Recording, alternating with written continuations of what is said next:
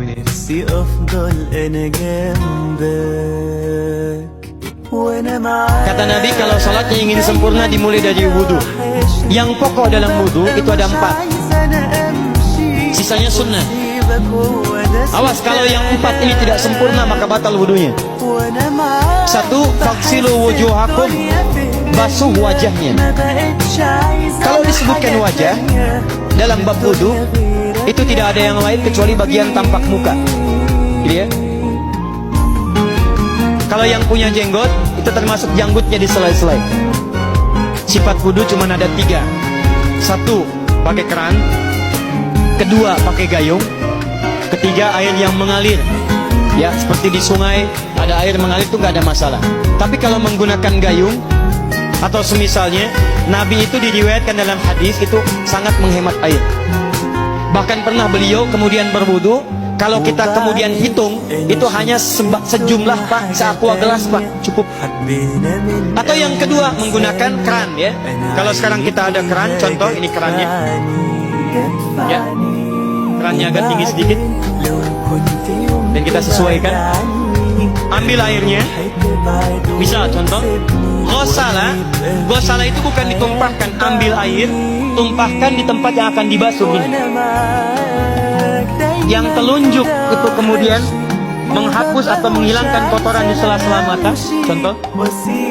Yang jempol menghilangkan kotoran di sela-sela telinga bagian belakang aja. Ya.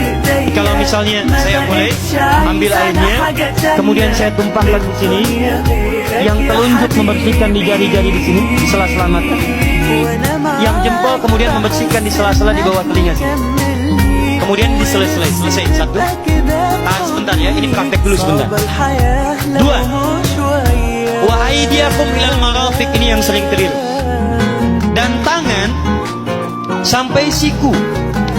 Jadi saat kita mengambil air wudhu, ambil airnya, tumpahkan dari sini ilal marafiq sampai ke siku ke sini. Balikan lagi ke depan. Jadi bukan kerannya dibeginikan, sikunya dibeginikan, takut. Bukan.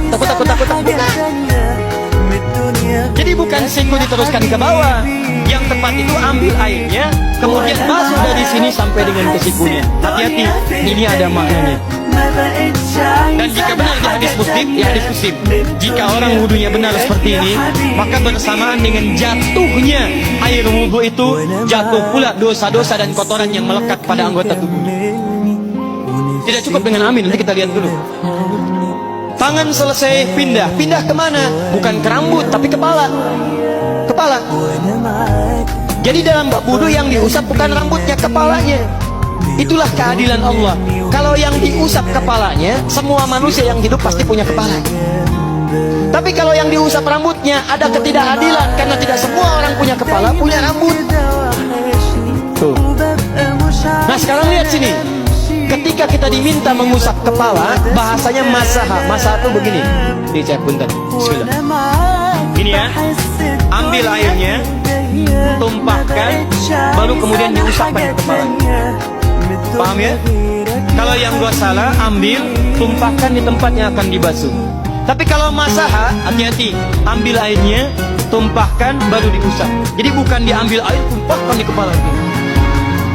Yang dibasuh kepalanya bukan rambutnya.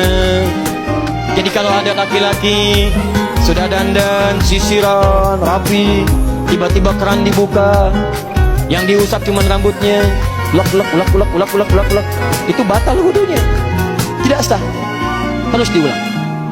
Terakhir kaki dibasuh sampai dengan bagian mata kakinya, dan ini tidak perlu saya terangkan karena mudah bagi kita untuk mempraktekannya. Tapi yang ingin saya jelaskan satu ini saja, perhatikan baik-baik.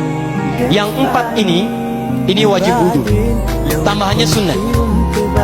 Niat dimasukkan dalam wajibnya. Lihat sini, kumur-kumur sunnah, telinga sunnah, istinsyaq sunnah.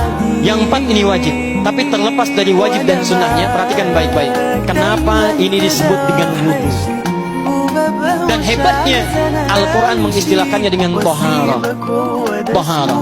Apa itu toharah? Apa itu suci? Toharah. Apa itu toharah? Suci. Apa itu suci? Toharah.